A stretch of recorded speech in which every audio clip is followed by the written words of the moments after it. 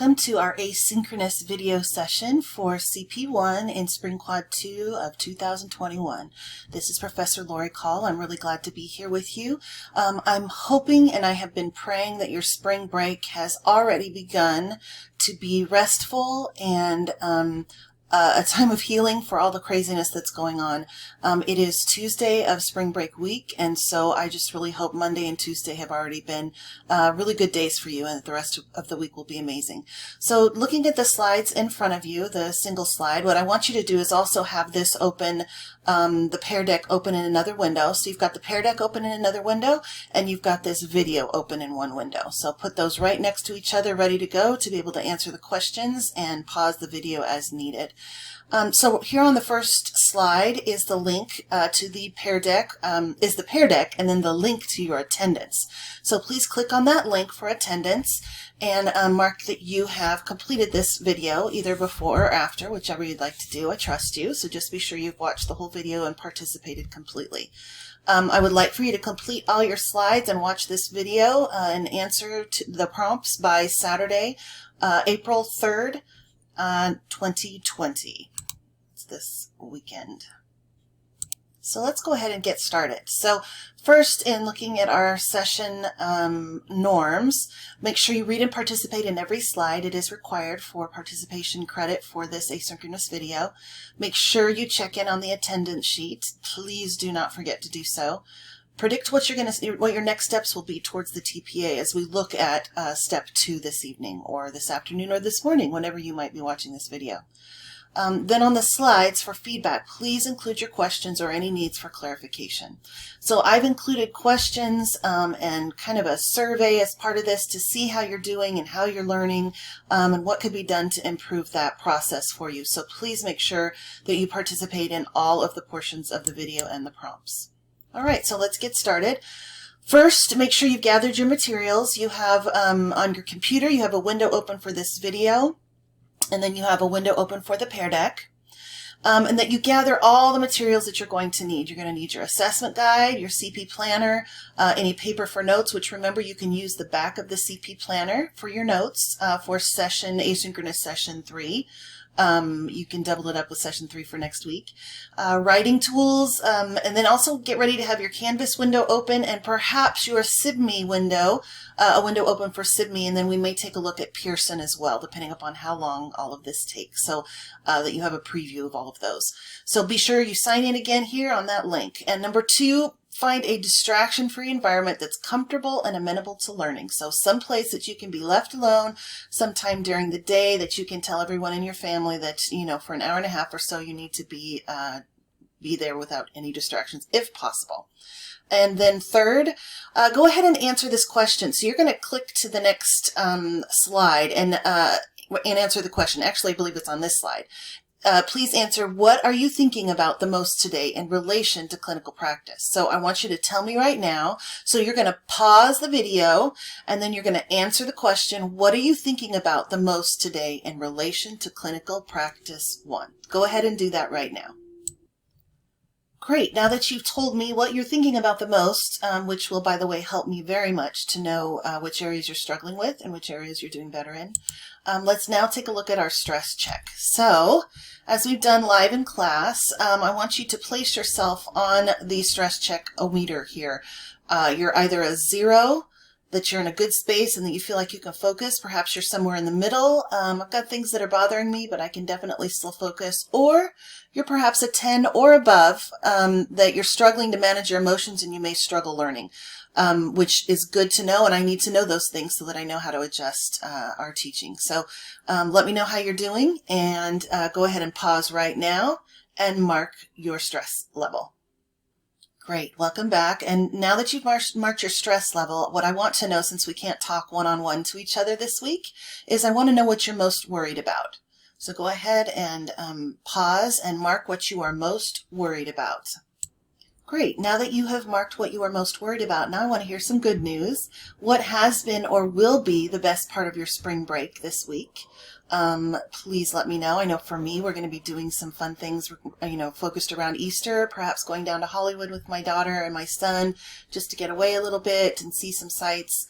and then, you know, possibly go shopping and get our hair cut. So it's, you know, my daughter's very excited about all of those things. So tell me what you're excited about.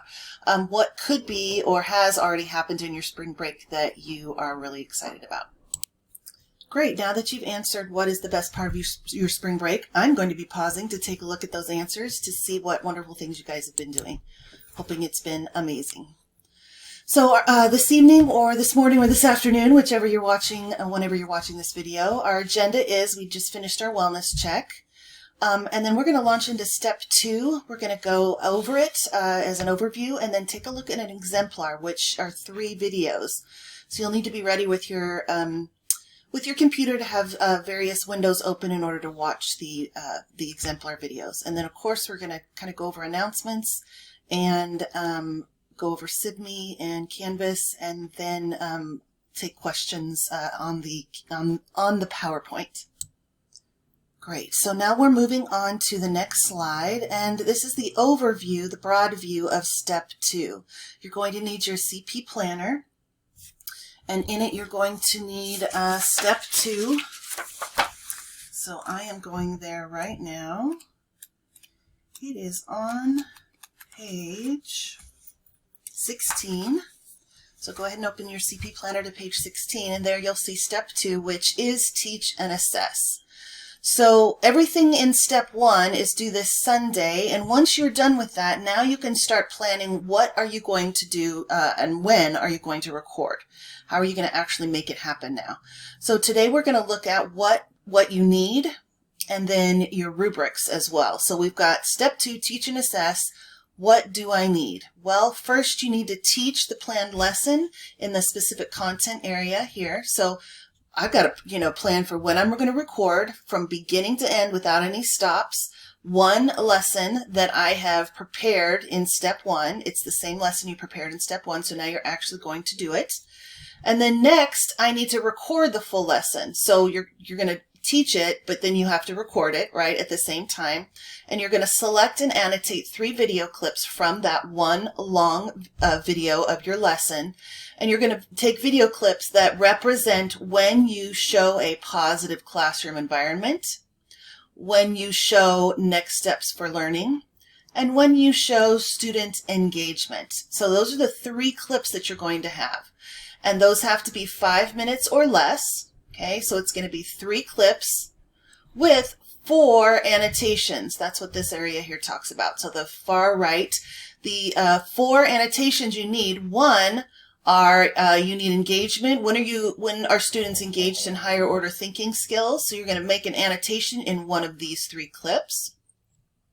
The second, showing expectations for learning.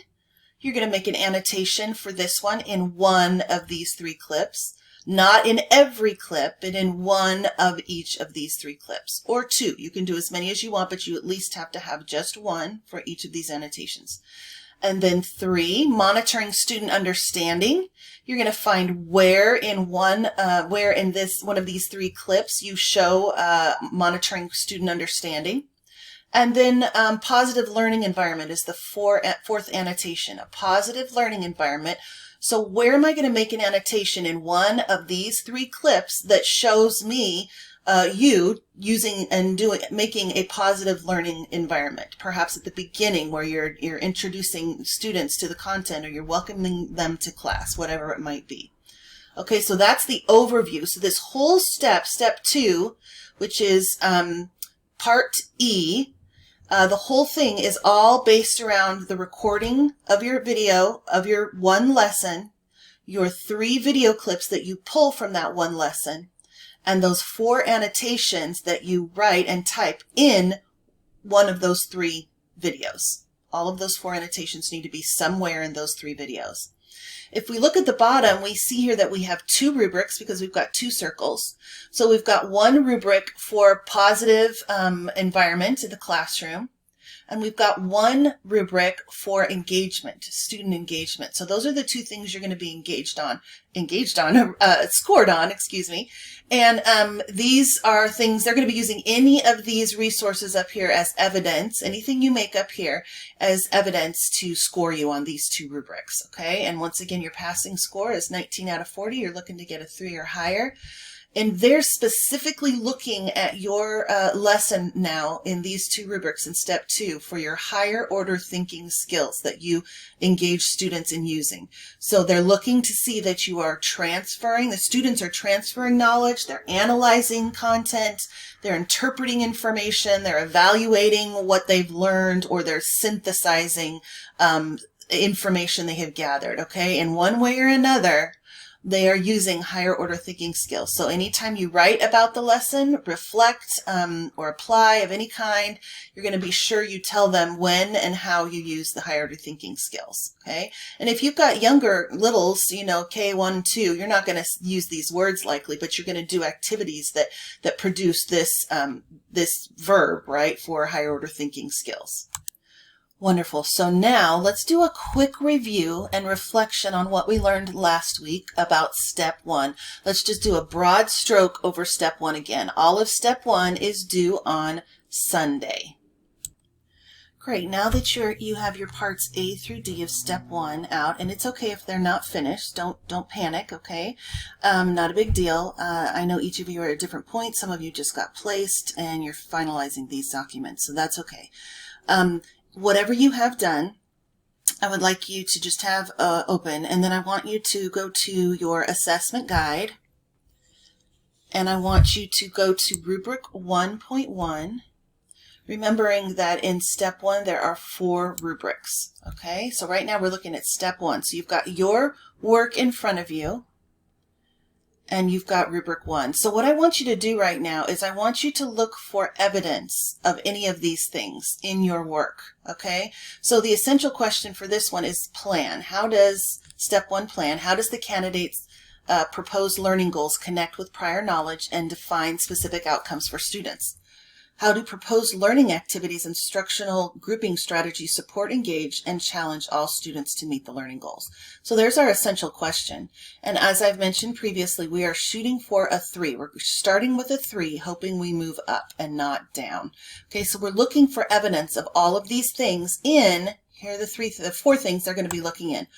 A, B, C, and D. So you've got your template, getting to know your students. You've got your lesson plan, template B. You've got your lesson plan rationale, which is template C, part C. And part D, your related instructional resources and materials, which remember again is not a template. It's a document, like a Word doc or saved as a PDF of all the resources you're going to be using in your lesson. Okay, so you're going to look at these 4 items, and let's take a look. And you're going to highlight evidence that you see. You can do it by hand. You can do it digitally. If you don't have something to annotate with, that is completely fine.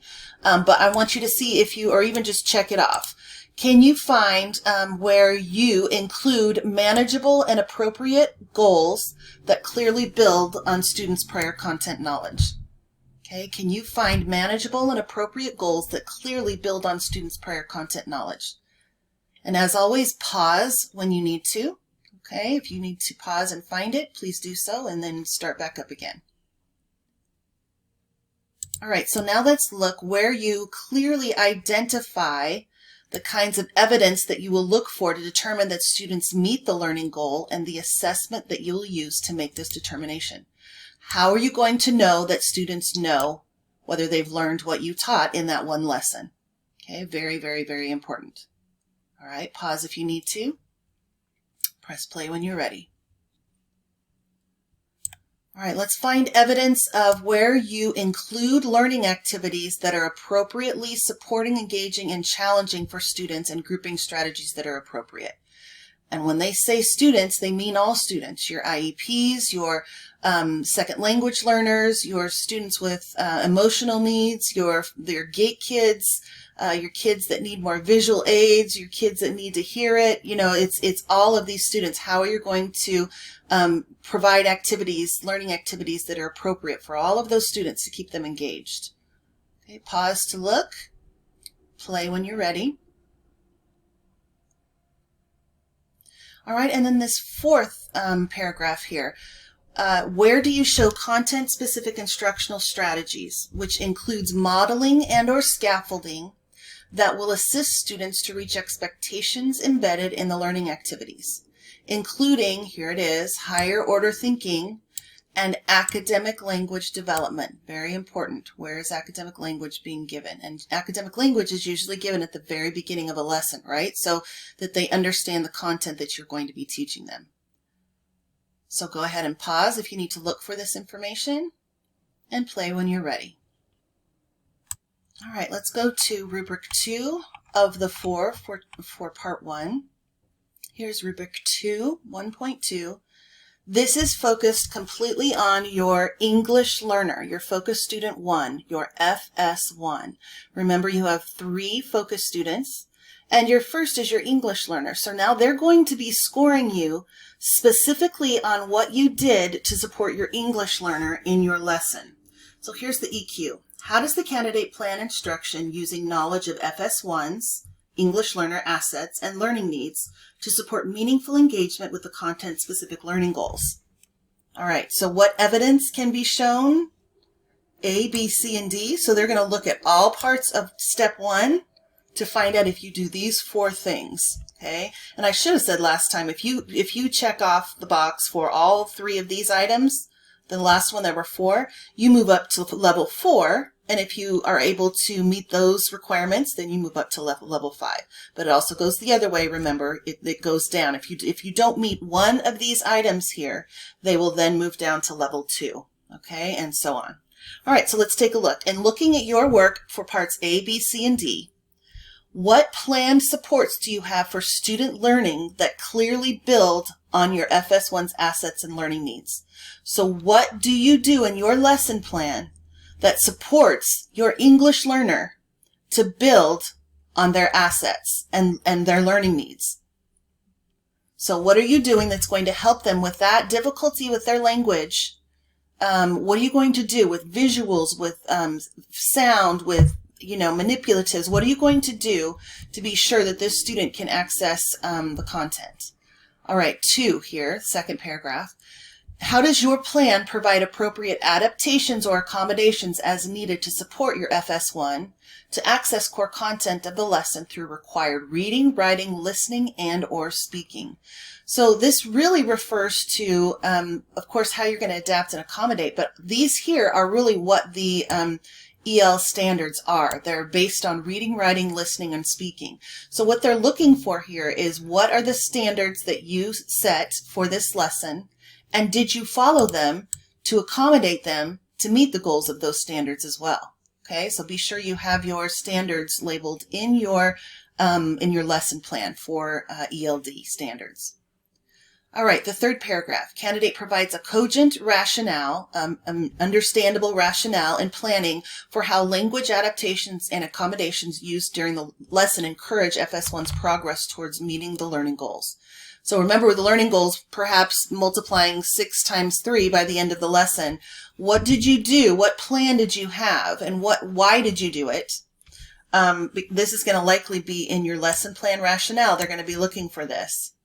What was your rationale for how language adaptations and accommodations were used? Okay, so what did you do to support this student to be sure they were able to meet the learning goals just like everyone else in the class? All right, and then if you meet all those requirements, then you'd move up to 4. 4 is candidate plans opportunities for FS1 to participate in different modes of communication. For example, collaboration, interpreting, and or productive language during the lesson to access content needed to meet learning goals. Are they talking, collaborating with others? Are they collaborating or communicating on a Google Doc? Are they, whatever it is they might be. If they're in the actual classroom together, are they working together safely, social distancing, in order to collaborate and communicate to understand the content with maybe perhaps someone who speaks the same language or someone who can help them and speaks both languages and helping with translating. All right, so I didn't pause between each of those. So now take a moment and pause to see if you have done these 3 components here of level 3. Press play when you're ready. Great, so now let's move to rubric 3. 1.3. This is your FS student 2, your FS2. This is student identified with special needs. and it can include, here's where it includes who the students can be. It says it in each of the blocks here. So your IEP, 504, or GATE student. So let's look at the EQ. How does the candidate plan instruction using knowledge of FS2's, student with identified special needs, assets and learning needs to support meaningful engagement with the content-specific learning goals? All right, so this has two components in it here, two paragraphs. So let's take a look at what are the two things that you need to be showing in your parts A, B, C, and D, step 1.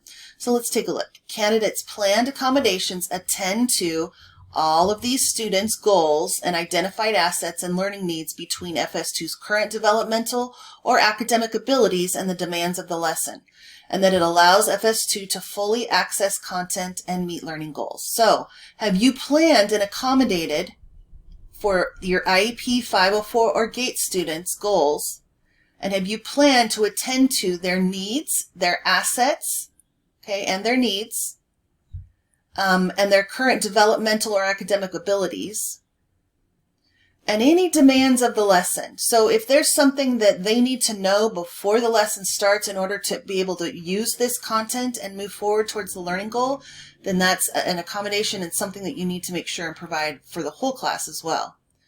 And does your plan allow your FS2 to fully access content to meet the learning goals?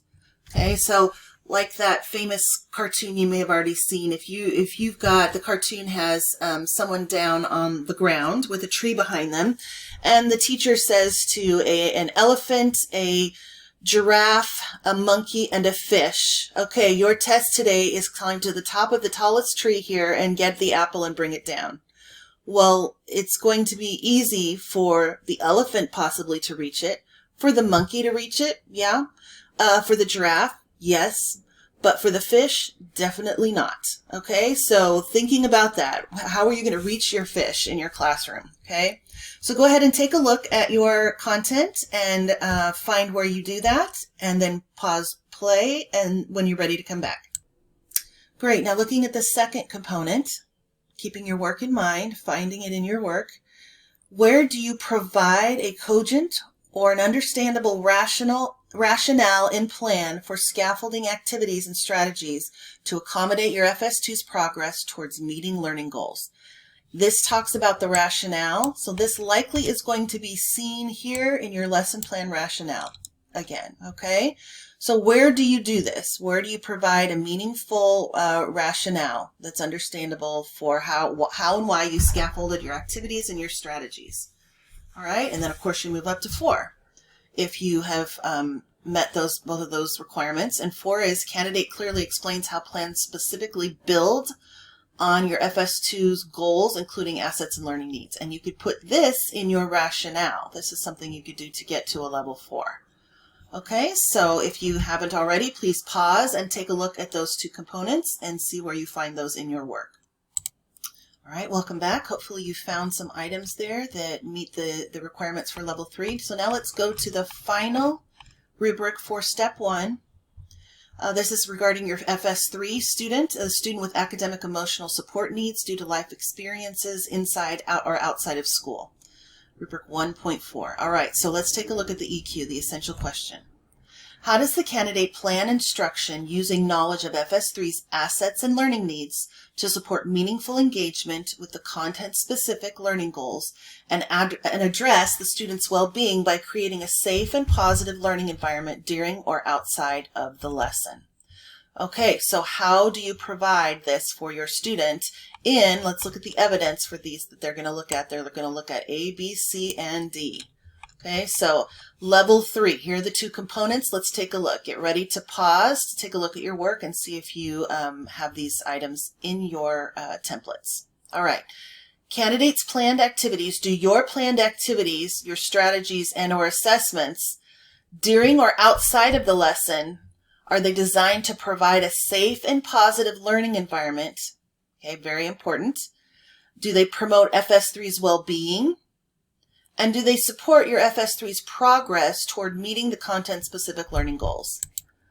So if you have a student, for example, who is stressed by working with a lot of people or having to talk to people a lot, are you forcing them to collaborate, right? Are you forcing them to do something that they, for most definite, cannot produce content and learn from the content, to be able to show you that they know what they've learned. So that's just one example. What are you doing to make sure that you provide a safe and positive learning environment to make them feel supported to progress towards meeting that goal? Right, go ahead and pause, look in your work, and press play when you're ready. Great, hopefully you found some evidence of that in your work. This next component is going to once again reflect on your rationale. So your rationale, again, is template C, part C, the lesson plan rationale. So what they're going to look for is if you provided a cogent rationale in your plan for scaffolding activities and strategies to accommodate FS3's progress towards meeting the learning goals. So they're going to look for it in your lesson plan and your rationale. Your rationale is where you're going to explain it, but in your plan is where you're going to show it. What are you going to do? Same thing for any of these others that talk about the rationale. All right, pause there to see if you do that in your work and press play when you're ready.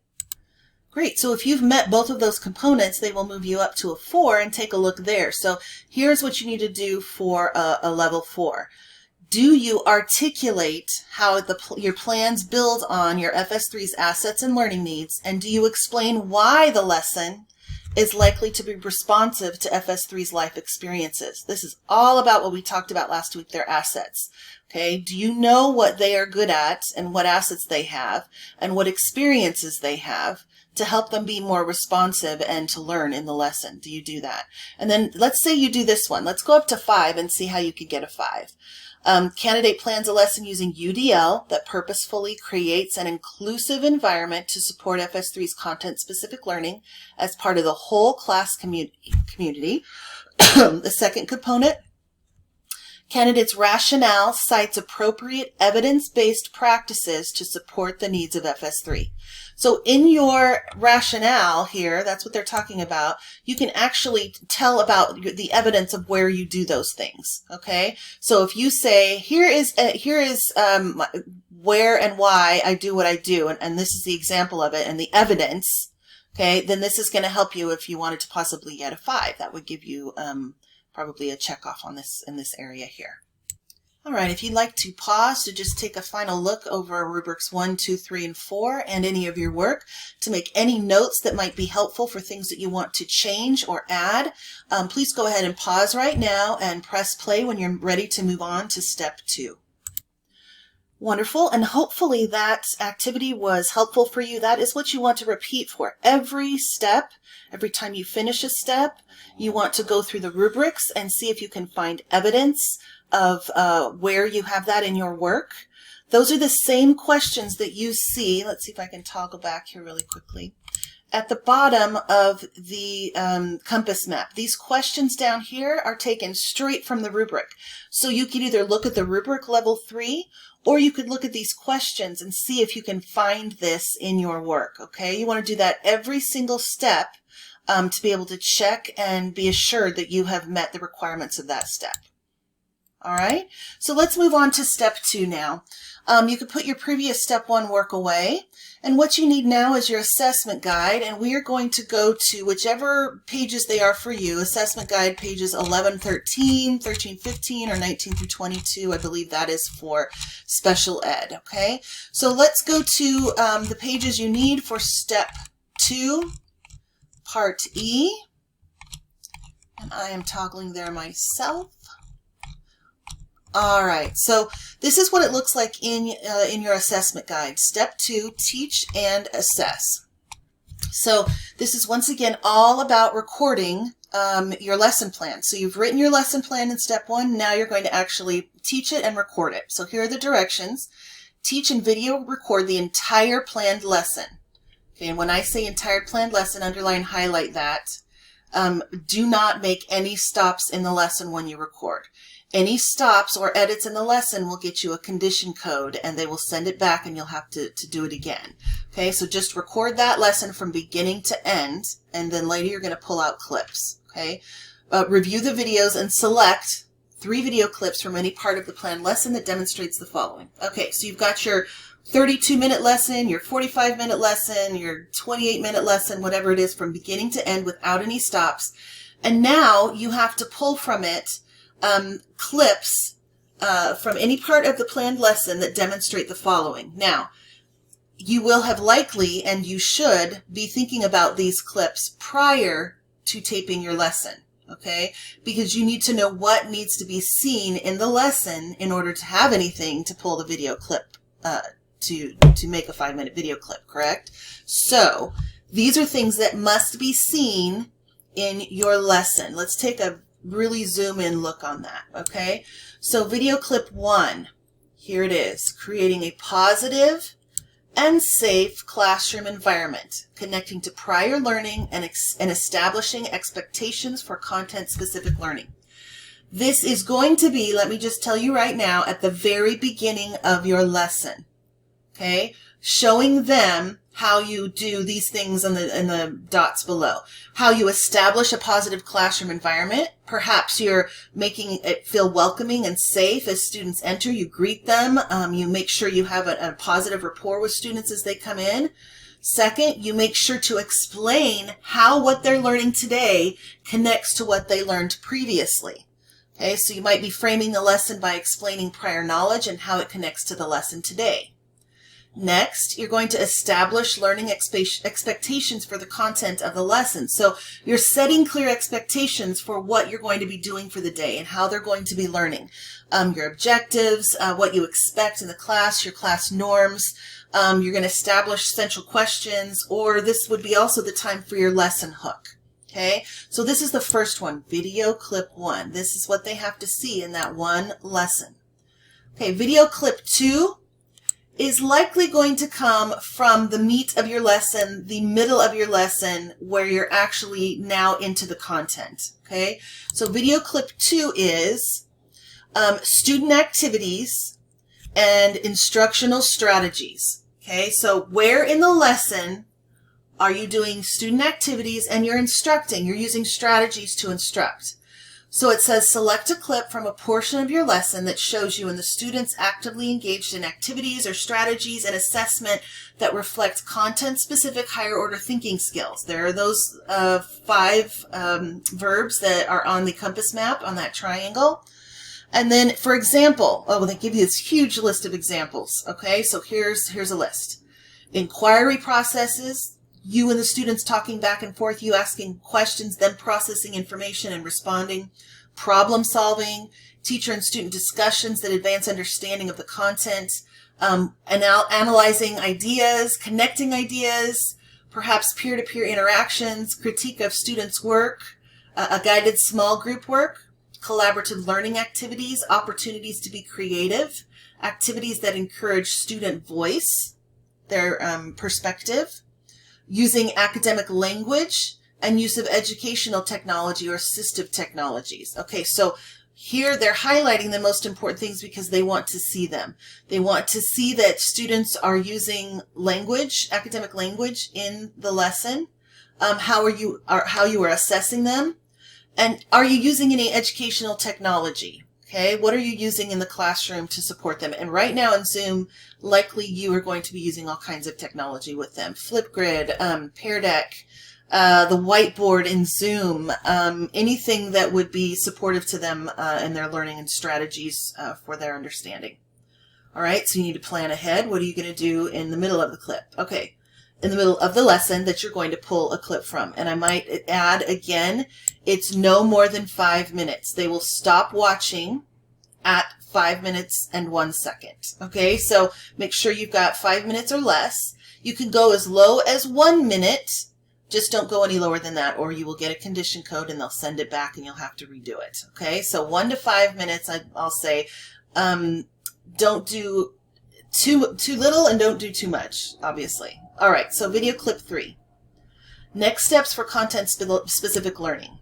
This is going to be at the end of your clip. Okay, you're going to select a clip from the lesson that demonstrates how you, so this is what you need to do, how you summarized and checked for understanding of learning goals. So you're going to summarize what you did. You're going to ask and answer questions at the end of the lesson to be sure that they understand. and summarize what you did. And then you're going to, which this is what everyone leaves out, do not forget this one, underline, highlight, circle. You're going to establish next steps for learning the content. So you're telling students what's coming next. So you're going to say something like, boys and girls, thank you. You did a great job today. You learned single-digit multiplication today. This is getting us prepared for tomorrow when we're going to do double-digit multiplication. It's going to be amazing. And you had to know how to do this in order to move on to the next step. So whatever it is that you're telling them is coming next is at the end. So those are your 3 video clips. Okay, so go through that and highlight and underline anything that's important. And what you're going to need to do now, too, is be sure that this is all evident in your lesson plan. And then you just quickly add it in if there's anything you need to add in to be sure that you are adding in establishing a safe classroom environment. You're doing student activities and instructional strategies that include these things here. And then at the end, you are showing your next steps for learning for students. All right, so you're going to take a look now at this section here up at the top in your assessment guide. Here it's on the top of page 14. This talks about the video clips. This is where, as I've told you already, that you can't edit. Okay, so let's take a look at that. It says video clips must be selected from the video recording of the complete lesson. However, each clip must be unedited and continuous and provide uninterrupted instruction. Video clips should not be edited to include added titles, music, graphics, or other elements. I love editing video, so this is hard for me, but you cannot edit it. Okay, so be sure you don't do that. No more than 5 minutes. And then you need to demonstrate your ability to address the teaching practices that are required through the annotation titles. So you're going to show what you know through the annotation titles. Please note the length of your video is not the focus of the assessment. You can clearly demonstrate some practices, particularly for younger students, in less than 5 minutes. All right, so, and then they give you this reminder down here, candidates and students must be visible in the video recordings.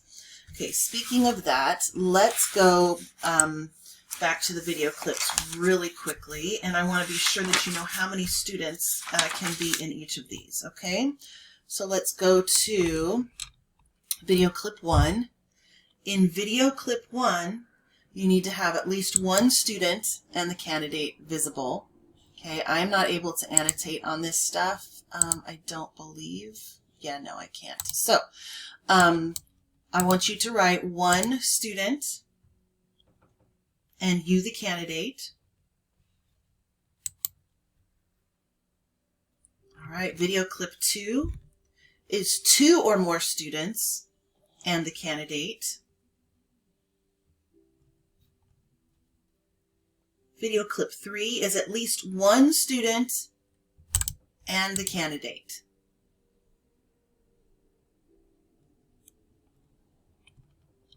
All right, so now let's take a look at the annotations. We're going to move on to the annotations on page 14. You have 4 annotations that you're going to be completing, and you will have done these already in Canvas before you submit into Pearson. We're going to be using SPQ1 to practice annotating before you go into Pearson. Pearson is going to have an actual program in there that you edit with, okay? So you can pull your clips in, but when it comes to annotating, you have to actually use their annotation tool, okay? But we're going to be practicing with SPQ1. So 4 annotations to the 3 video clips to point out where you're using instructional strategies to teach and assess students. All right, 4 of them. They are not 4 in every clip. They're 4 throughout. So let me say that again. Maybe write this here next to it. Not 4 in every clip, but 4 throughout the clips. Okay? All right, so here's what you need to do.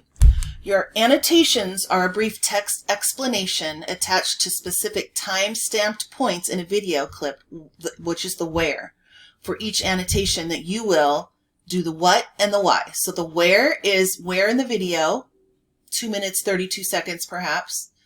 Then you're going to select an annotation title from a drop-down list. That will be in Pearson. In SPQ1, you'll have to type it, okay?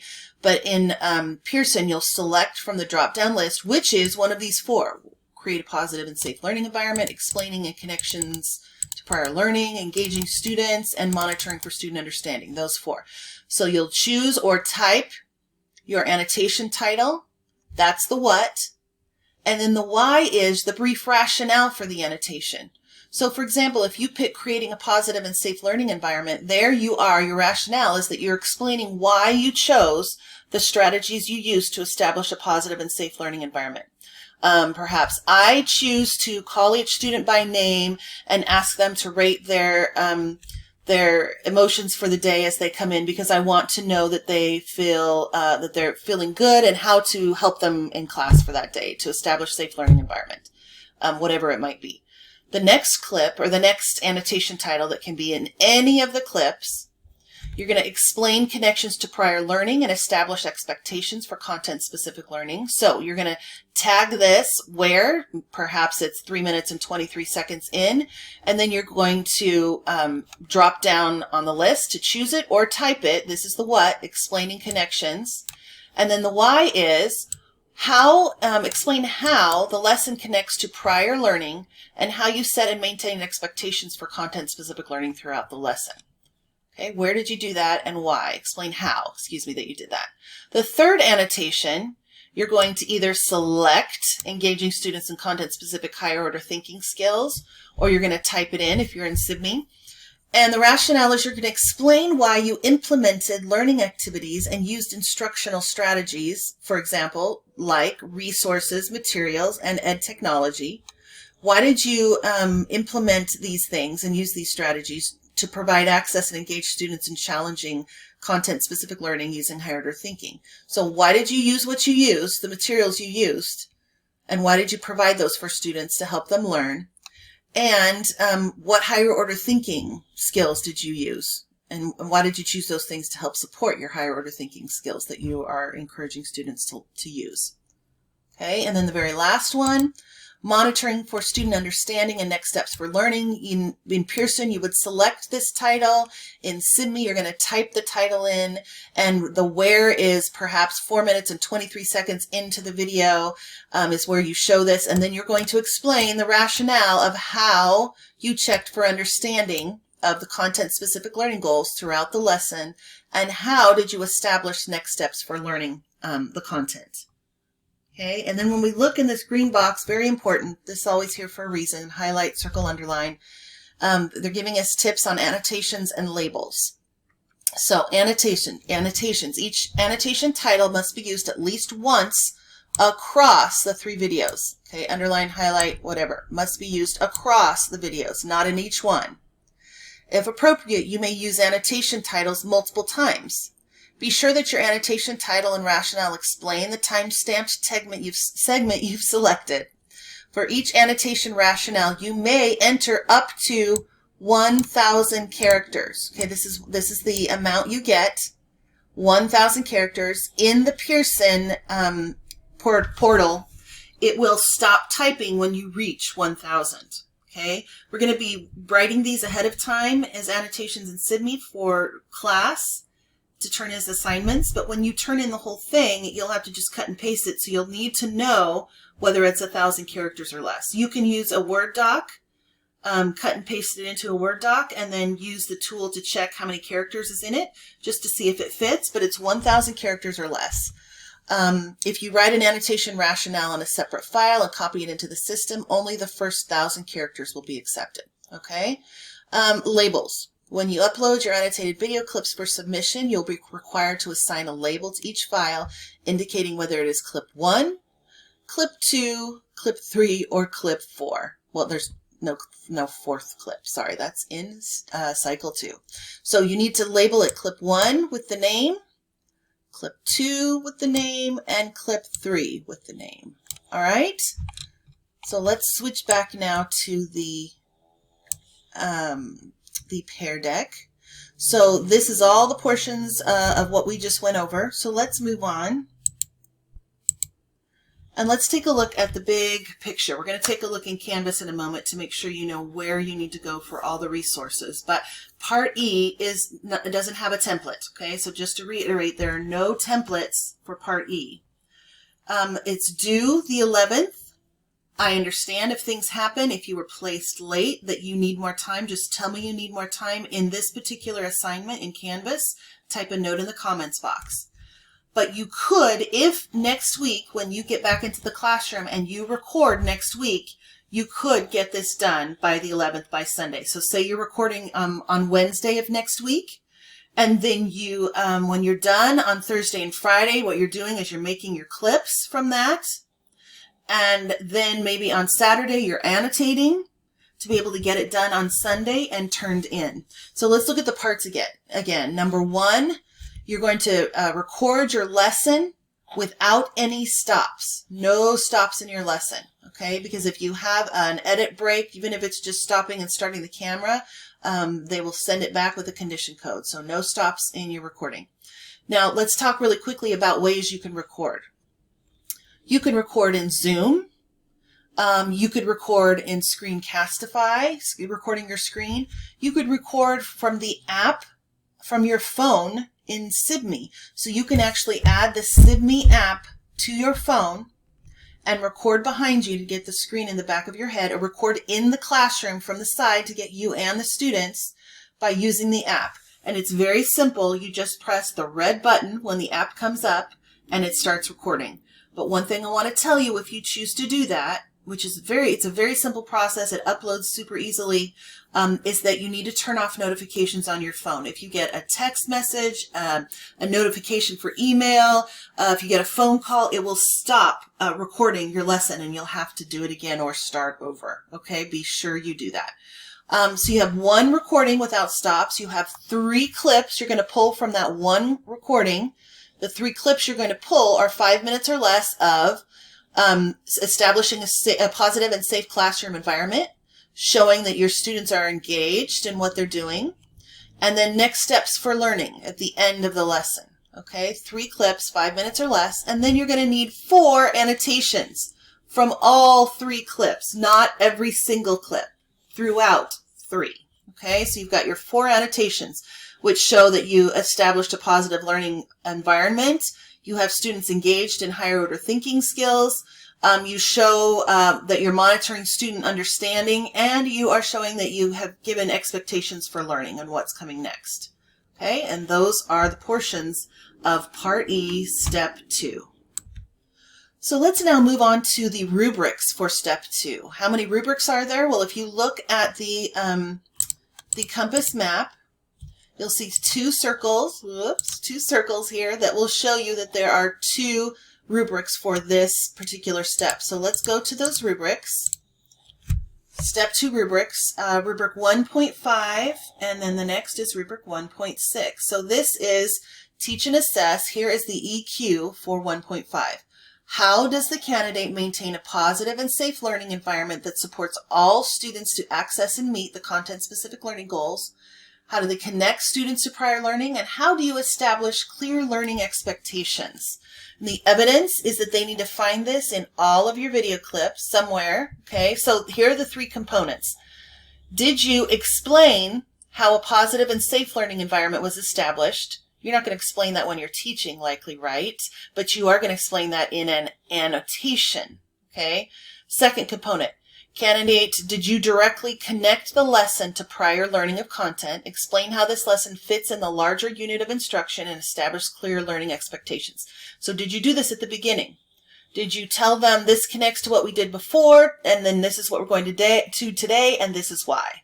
Okay, that would be found in your video. It could be also shown in your annotations.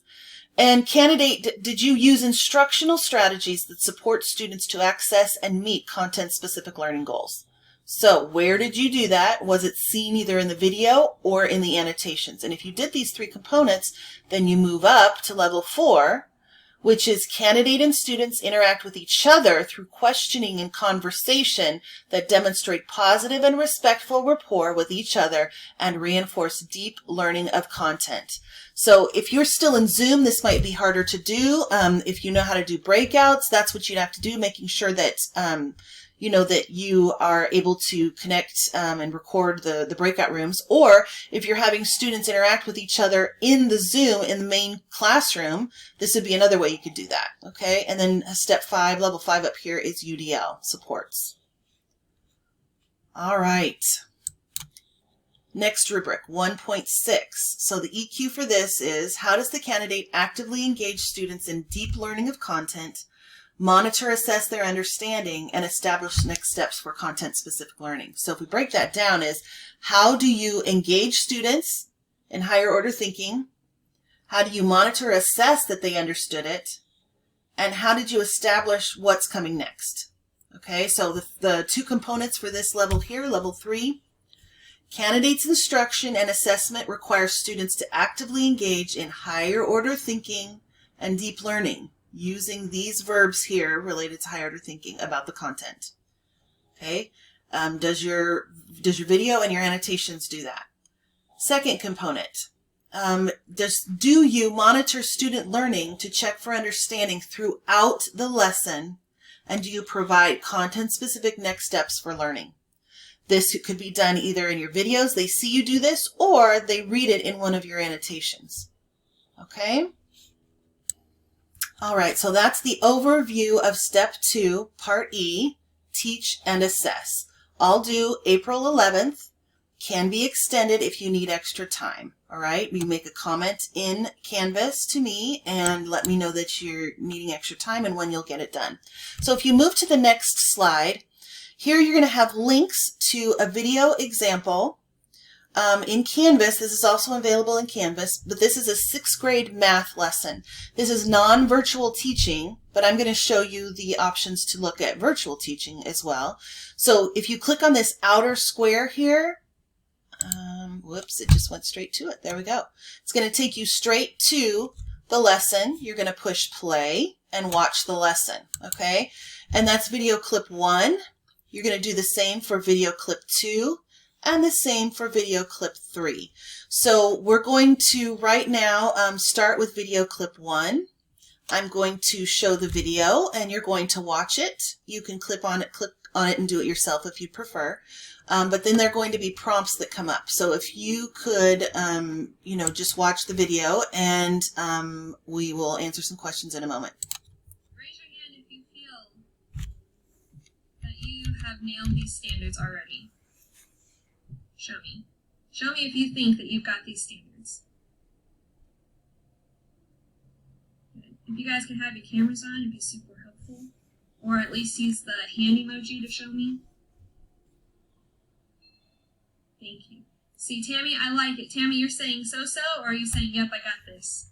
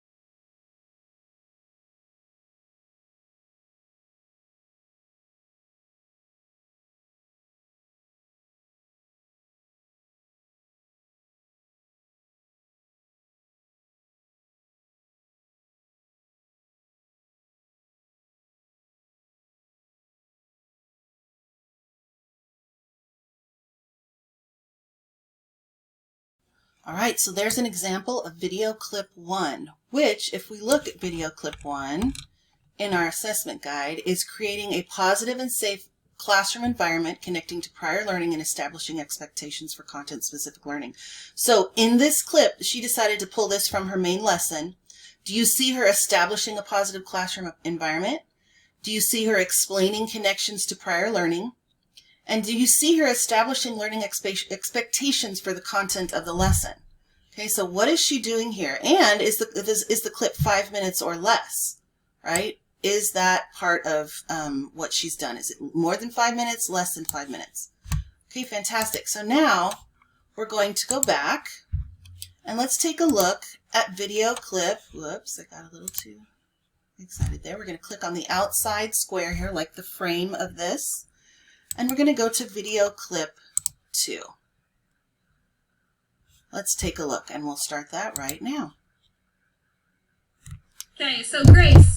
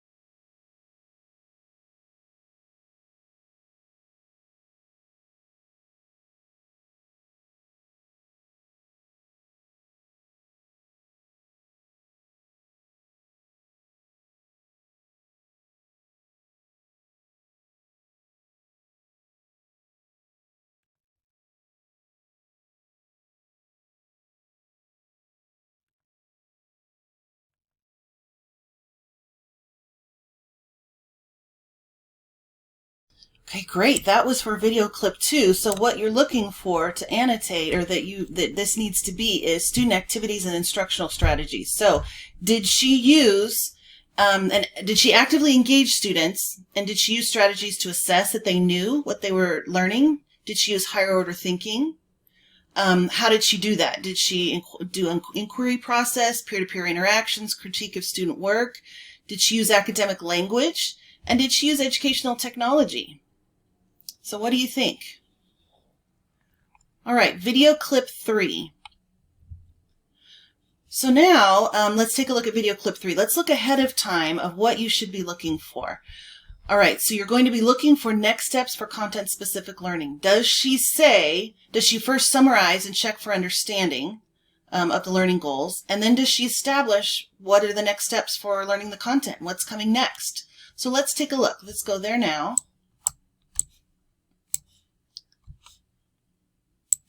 Okay, I'm now going to click on, whoops, apparently I'm not.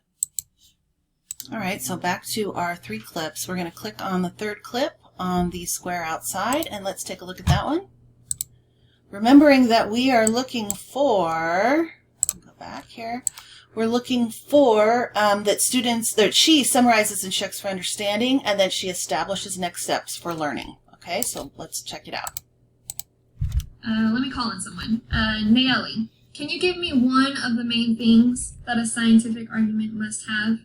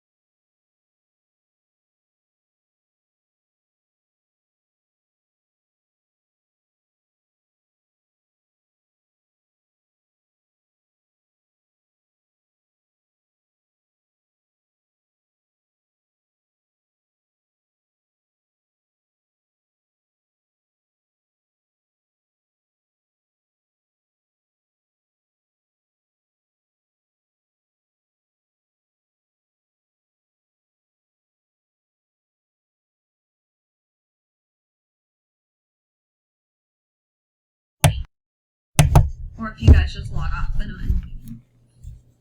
All right, so she's about done here. Fantastic. So, thinking again, does she do what she needs to do in that clip? Does she summarize and check for understanding? And does she establish next steps for learning the content? Okay, so now what you're going to be doing here is you're going to be figuring this out and telling me what you think of those three. And you have those on the screen here. You can open those on your own time when that's going to be best for you. So let's go to what you're going to do for this activity. All right, you're going to watch the 3 video clips if you need to again. If you don't, then don't watch them again. Watch or just remember the 3 video clips on slide 13, the previous clip. Step 2, you're going to answer the prompts as you go. There will be prompts in the middle of the videos, which you have likely come across already. Step 3, complete slides 15 and 16, typing what this candidate did well and what she could improve upon. All right, so we're going to take a look at the next slide, which is our Interpret 1.5 and 1.6 rubrics. So in thinking about what is required in those rubrics and what is required in the clips, what do you think the candidate did well in Part E? Okay, so let's take a look. I'm going to go to the rubrics. So I'm going to open rubric 1.5 in my assessment guide and have it next to me. And I'm looking to see these things. Did the candidate explain how a positive and safe learning environment was established? Well, we'd have to look likely at her annotations, okay? And did the candidate directly connect the lesson to prior learning of content?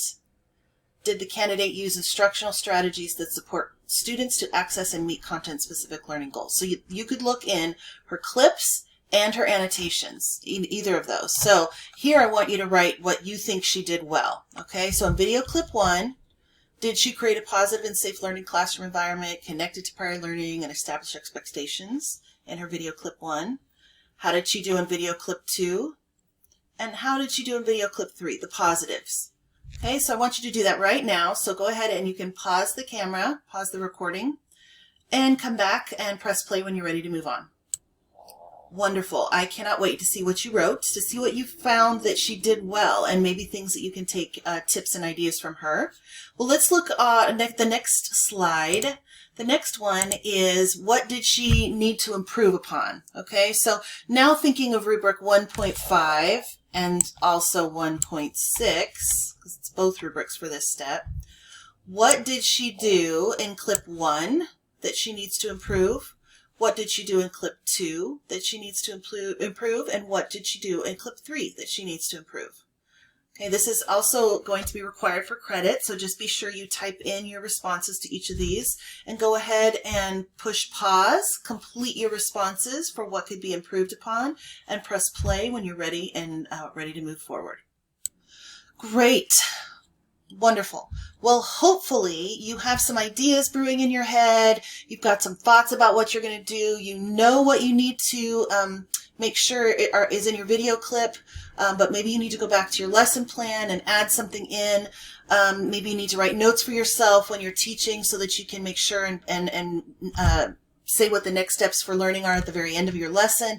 Whatever it is that helped you, hopefully this helps you complete Part E and recording your 1 video lesson. So let's go to the next part here. I want to know, very important, how you're feeling about Part E after we went over it. And if you are still struggling, you can always go back, right? So go ahead and pause right now and label yourself a green, a yellow, an orange, or a red. Green being, I got this, I totally understand. Yellow being, I need a little support. Orange being, I get it somewhat, but I really need to go over this again. Or red, I don't get it at all. Okay, so go ahead and pause your screen, your recording. I keep saying your screen. Pause your recording, and then mark your color and press play when you're ready. Great. So if you are any of these colors, let's kind of think about things you can do, all right, to support you. If you are a red, you definitely need to probably watch the video again. Need to read the assessment guide. You need to reach out to me, perhaps make an appointment with me. You want to for sure come to our Q&As. We have one tonight, Tuesday night, and we have one Friday night, then every Friday after for the rest of the quad. Talk to a colleague, someone who is in class with you, okay, a student, a fellow student. If you're orange, You likely just need to talk to someone, perhaps watch the video again, maybe talk to someone who knows what's going on that's agreeing, maybe talk it out, verbalize it, depending upon how you learn. If you're a yellow, you're very close, so I think just a repeat and a watch again of the video or a refresher of the assessment guide will likely help you. No matter what color you are, if you need more clarification or support, please let me know and I can make an appointment with you one-on-one, or always be sure you come to the Q&A. The Q&A is a great place to hear other people's questions that might actually be yours, but you don't know it yet, or hear ideas from other candidates going through the same process you are. So please come to the Q&A. All right, that is the content for this evening. Step 2, Part E, Teach and Assess. This slide, slide 18, is extremely important to me this evening. This is required, all of it's required, but I'm going to be looking at this especially. I look very closely at your IDEA surveys, and I just got the results back from last quads, and I'm looking very closely at those. And so what I am looking for here is kind of a beginning of the term, the beginning of the quad survey of how you learn and how I am holding seminar and whether it's helping you learn or not, okay, so that I can adapt from this day forward. So I want to know the answer to these 2 questions. What is working in seminar to help you learn? Do you like the use of the Pear Deck? Do you like the videos? Do you like the resources? You know, what is actually helping you? And then on the right, what isn't working in seminar to help you learn? What is making it more difficult to access understanding of the TPA? What is making it more confusing that you can't understand and you can't keep track of? If it's a time thing, obviously I can't give you more time, but we have an hour and a half and I want to do the best that I possibly can to teach you the content in that time frame. So please pause the video now and take time to answer both of these questions for me. All right, great. Thank you for those responses. I'll be looking at those very closely and using them towards improving class and seminar. So the next thing, you need to have your CP clinical practice planner. And in it, you need to be writing down all of the events of this week. What are the lessons you're going to be teaching? Just general summary. I'm teaching fractions on Monday. I'm teaching multiplication on Tuesday, whatever you're doing. And then when your observations are going to be, when your work is due, when you're going to record, all of these things. Remember that you're doing this in order to keep yourself organized so that you'll have this down. So by next quad in CP2, when it's even busier, you'll be able to kind of coordinate everything you need to do. Okay? So let's review what's coming up next week. So next week is session 4. Step 4, it's actually session 3. I think I changed that and should not have. So it's actually session 3 and step 3. Oh my goodness, I'm so sorry. Hold on. You're going to see the magic of TV. I'm going to fix that. Shazam. There it is. I fixed it. I'm so amazing. Okay, so next week is session 3, step 3, part F. We're going to move on to part F. And before you come to class, you need to read the weekly overview to front load knowledge so that you know what's coming when we get into class. And our class date will be Monday, April 5th from 4:30 to 6:30. From 4:30 to 6, excuse me. So then let's kind of look at our checklist here. What are the things I need to do? I need to be sure I complete step 1, all 4 parts, due by Sunday, submit them by Sunday. Remembering that if I can't submit them because of something that's holding me back in my placement or my situation, just type me a comment, a note or a comment in Canvas to let me know. Now we're really solidifying when will you be recording your lesson. So you're thinking about next week. When am I going to record my lesson? When will that be? Setting your next observation date, which, by the way, you can do the same time you record your lesson for the TPA. Get them both out of the way at the same time. That's always a great way to do things. Doesn't have to be that way, but it can save time. You should have daily lesson plans in your binder, including today, Tuesday, the 30th. You should have 10 lesson plans in your digital binder. If you've done 1 observation already, likely you have, that means you'll have 9 daily lesson plans and 1 formal UDL lesson plan. All right.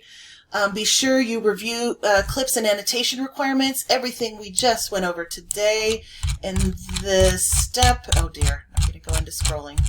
the step that we just covered, annotations and video clips. Be sure you understand what is required of you before you go into recording. And then you need to know that information in order to pull your clips and annotate. Then review week 4 of the timeline in your digital binder, okay? In digital binder. So let's look at your binder again very quickly to remind us where everything is. So here's your binder. I'm just going to go in for the sake of this, the intern binder. All of my daily lesson plans should be typed and placed in here for my supervisor to be looking at in my daily lesson plans. And then you're going to find that here's the opening page where you write your schedule so that your supervisor knows where you are and when you are. Here's the suggested timeline. Here is the intern timeline I'm talking about that talks about week 4. You have one as traditional students as well, only those 3 people because you have a cooperating teacher. So if we look at week 4, you've got a formal lesson plan that should be coming up next week, okay? An analysis and reflection conference guide, and you need to log your hours in SMS. And then these are the requirements for the university supervisor. If you're not doing a formal observation next week, obviously this would not go there, but all of your lesson plans would need to go in there as well. Okay, so that's kind of a quick view of that. And then before we do this, what I would like to do, so let's go back a moment. I want to show you where to go for Pearson and what is the general process of annotating your clips using SIBME. Okay, so I am now going to pull in, let's go to a search on the internet, and we're going to do a quick search of Pearson. This is what I'm going to type in. Register for CalTPA. Okay, I'm going to click go. You didn't see my search engine. I apologize. Let me go back with that. Register for CalTPA is what I used. Okay. All right, so I see CalTPA. I see assessment materials. I see prep materials. I see registration policies. And I see register to test.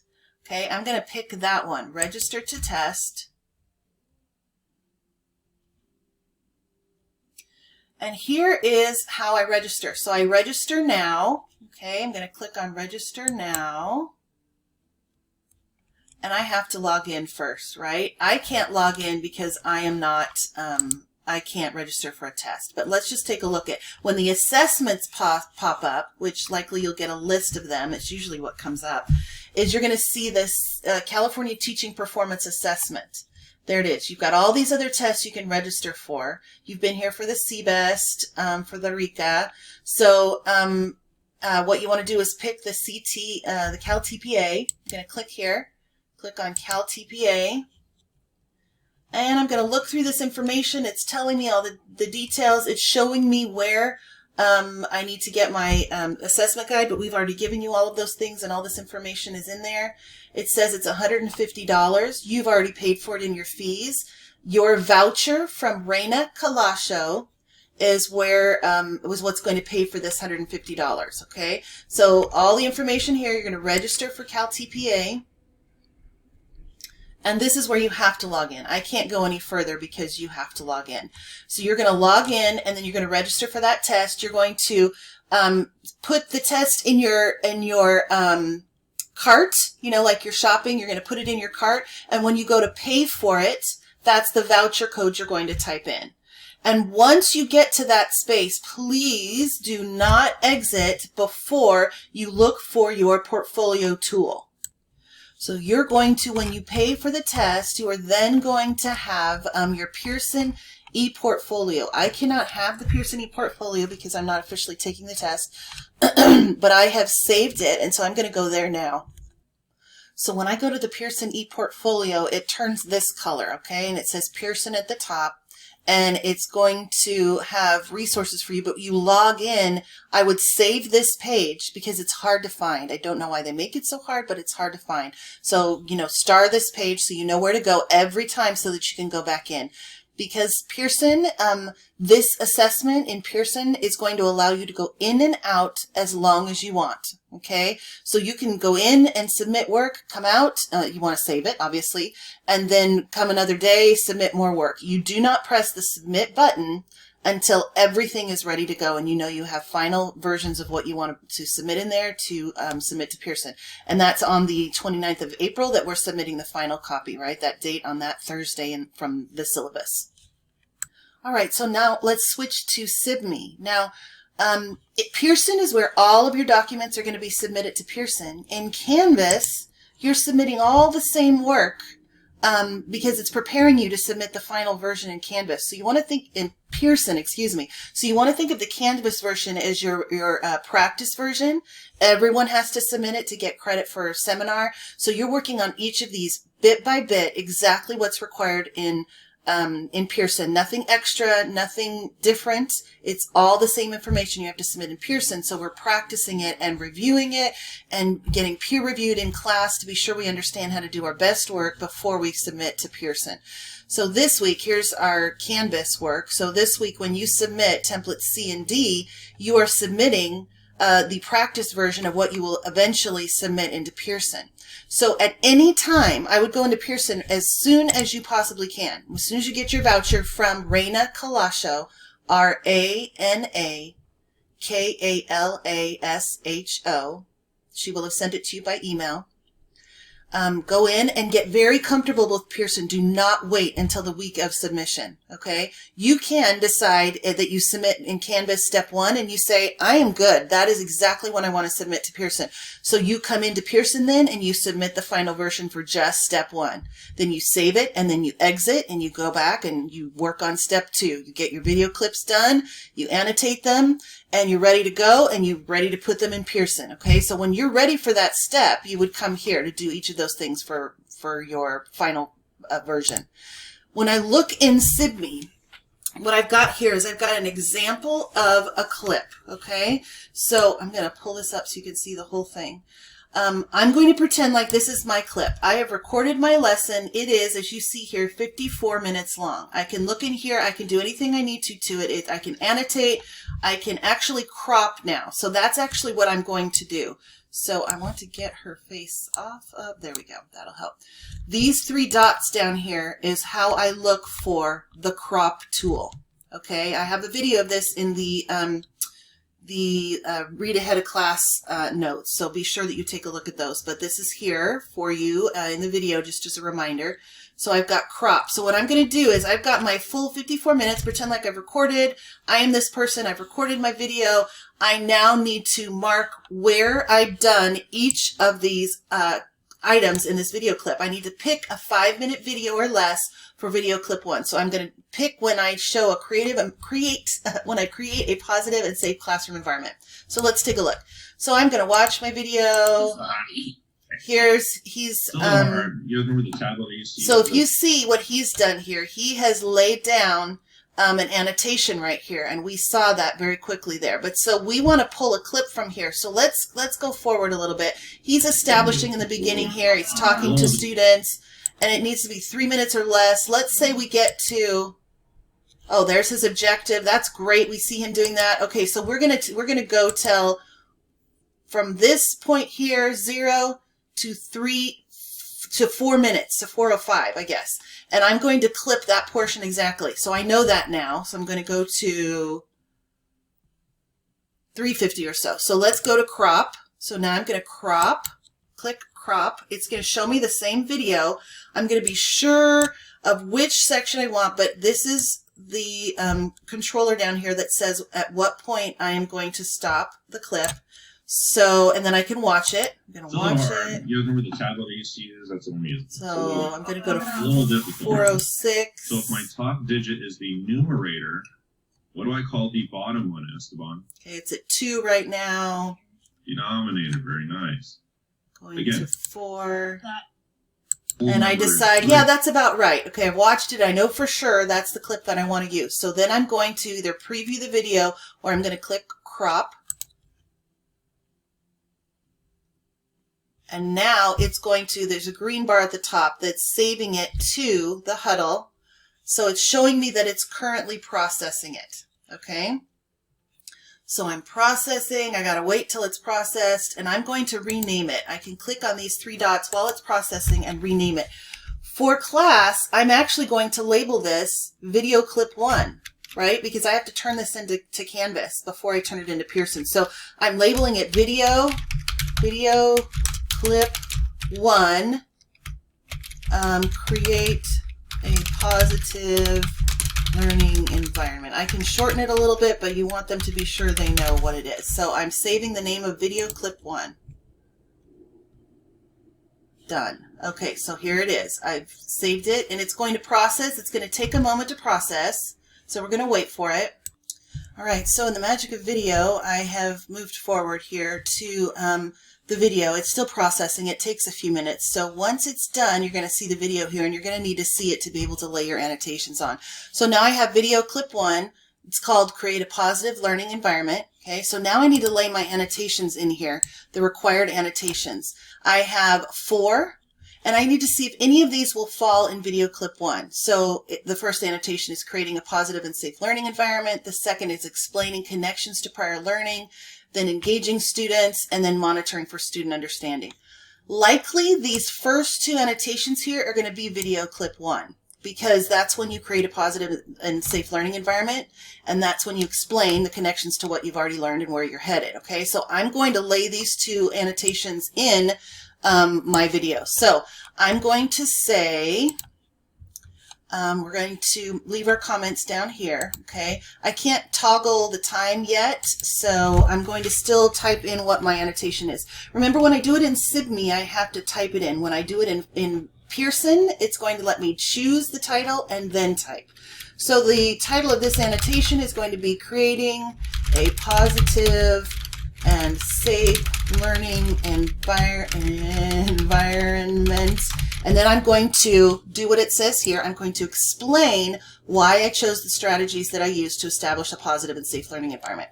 I'm going to lay this in the video where it's likely the best to be seen. So here you will see that I am creating a positive learning environment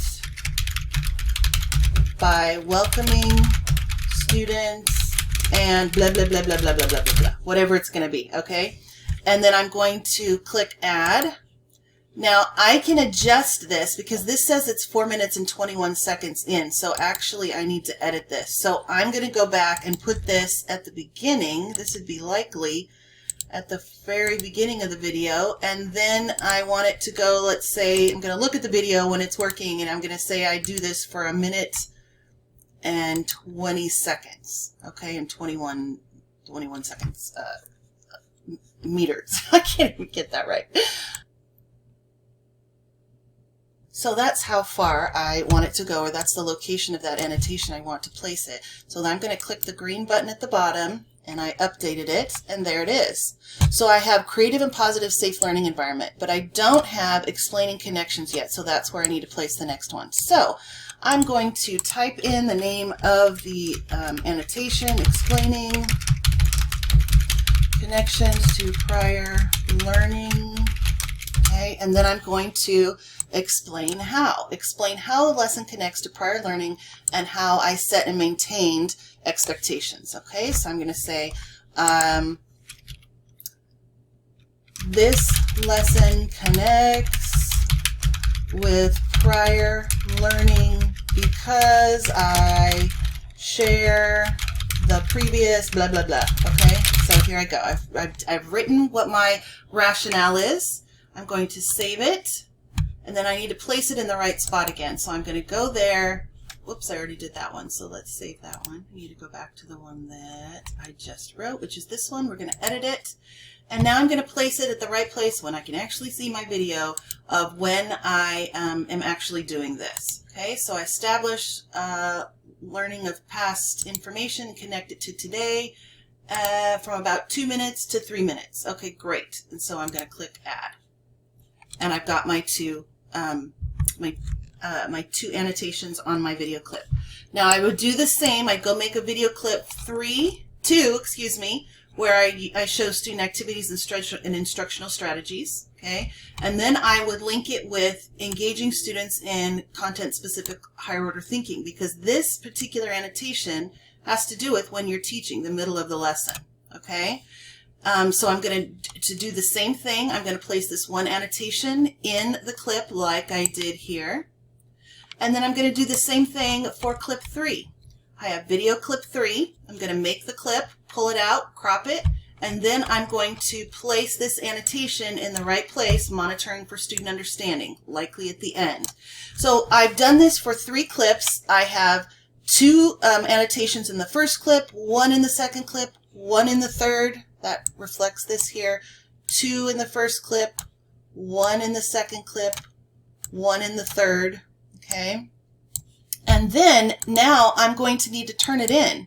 So I have to download my clip. You can't download it yet because it's not available yet, but I would download this to my desktop and upload it into Canvas to turn it in. And then for the annotations, I would do the same, only I'm going to save it as a PDF. You see I have a choice of a PDF. You want to choose PDF. And it's going to save this, and it's going to label it correctly. So let me show you what that looks like. It looks like this. So I have video clip 1. It's creating a positive learning environment. Okay. Then I have my 2 annotations. I can read and I know exactly what the annotations are, and I know what your rationale is behind it. And this is what you would turn in. So you'd have 3 of these for 3 video clips, and then you'd have 3 video clips to submit by downloading them from, oops, where did it go? There we go. Downloading it from SIBME. Okay, so that's kind of a quick overview. Watch this however many times would be helpful to you. And this video is also available, I believe, in session 1 and in session 1 in Canvas as well. All right, so now I want you to give a thank you to someone in class, give a shout out, and who's been helping you the most this last week or 2, getting through all of this. Someone in class. It could be your parents, it could be your husband, it could be your kids, but someone in class. If that's someone you'd like to shout out, please do so. And then at the very end here, I'm going to have a place for you to ask questions. Please type those questions in, and then I will be able to make sure I cover those in our Q&A on tonight, Tuesday, or Friday. Thank you so much for your time. We're at about 1:36 right now, and so we're only about 6 minutes over regular class time, but I'm so grateful for you, and I'm praying for you, and please, once again, let me know how I can help, and blessings to you. See you next week.